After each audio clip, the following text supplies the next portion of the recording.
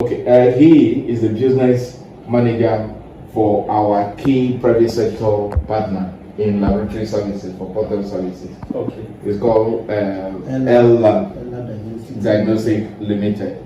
They have invested in portal services lab close to about 120 million naira so far. And I'm Deputy Director with Portal Services, the most senior portal services personnel in the whole of Lagos. Yeah, so I coordinate the activities across the land, sea, and the airport. Yes, so thank you so very much for giving us your time. Some of the key recommendations we made in most of our interface were that one, to enhance health screening, and here the focus is to strengthen borderline surveillance health screening process to detect and address communicable disease more effectively, with particular reference to TB. Number two, data integration, improve data management and integration, thereby creating a flow from portal services as a point of service delivery, linking to Ikeja and Isolo, then to that of IOM. Sorry.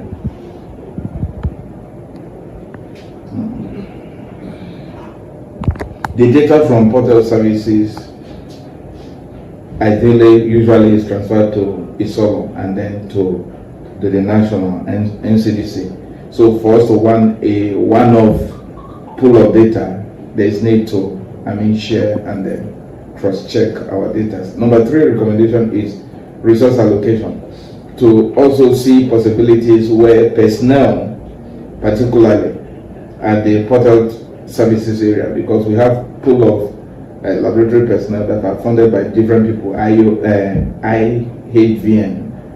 the state government, and even federal, because of the volume of work.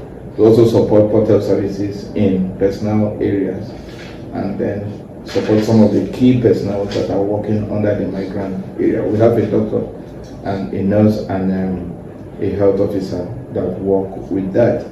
Then interagency collaboration, to foster closer collaboration between portal services and IOM for a more efficient border management and health assessment, and most importantly, medical investigation. Number five, information sharing, develop mechanisms to share relevant information with relevant authorities to ensure well-being of both migrants and host communities. So these were some of the key recommendations that we have made from our meeting. And then we have also observed, because some of the clients that come to you since we created the lab also are interested in reducing their waiting time for tests with IOM.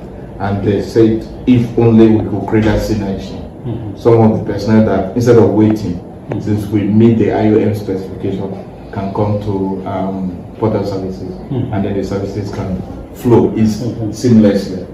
He has identified an area where, particularly in the area of proceeds or revenue generation, and that's where again lab is also for surveillance purposes is very, very important.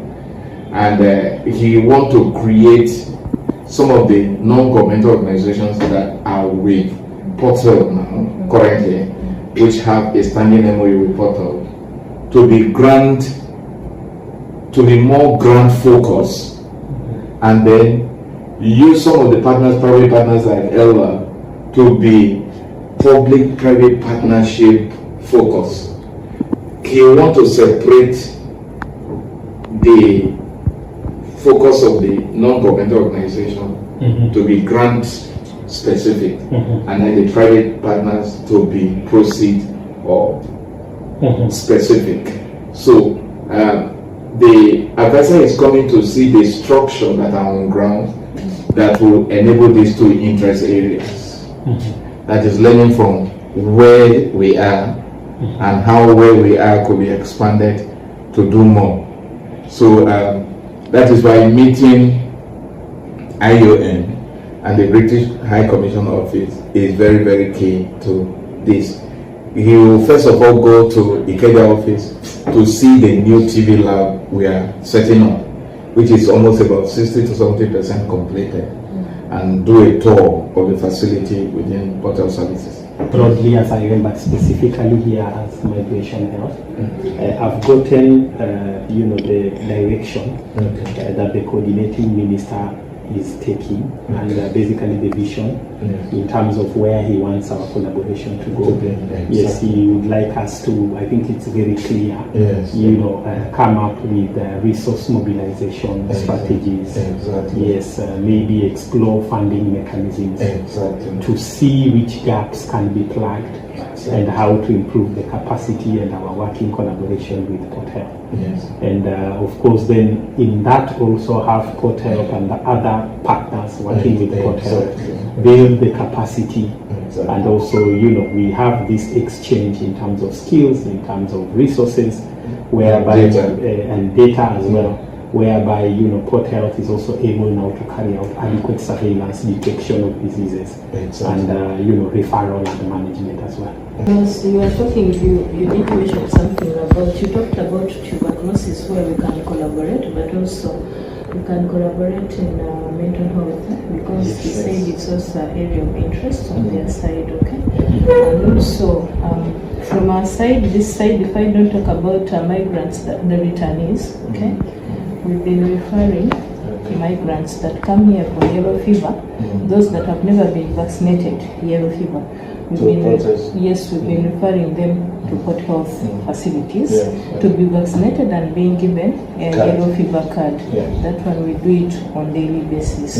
Also in that we can strengthen collaboration in that area, in vaccination. Okay, great. No, thank you so much for the visit. And that will be a great opportunity to also, update each other and share information and see what we can do together. So we'll be available for that meeting and we'll prepare internally. Thank you so much. And probably we will be able to talk more, because after this meeting, we are going to have internal debriefing as a team, especially once you send us that meeting minutes of the previous. Yes, exactly. I will share that. Thank you so much. Thank you. It's so nice to meet you. Thank you, Head of Mission. Thank you, Head of Health, and our senior nurse here. It's good to meet you. I mean, IOM is always, anytime I look at your annual report across board in the various areas and sections where you work, it's very, very encouraging to me, and it provides rich data for that meet contemporary situations, because it's annual and it creates that positive event on a sequence, you understand? So I always go to your website for quick data for some things, and then so thank you so much for this time. Thank you.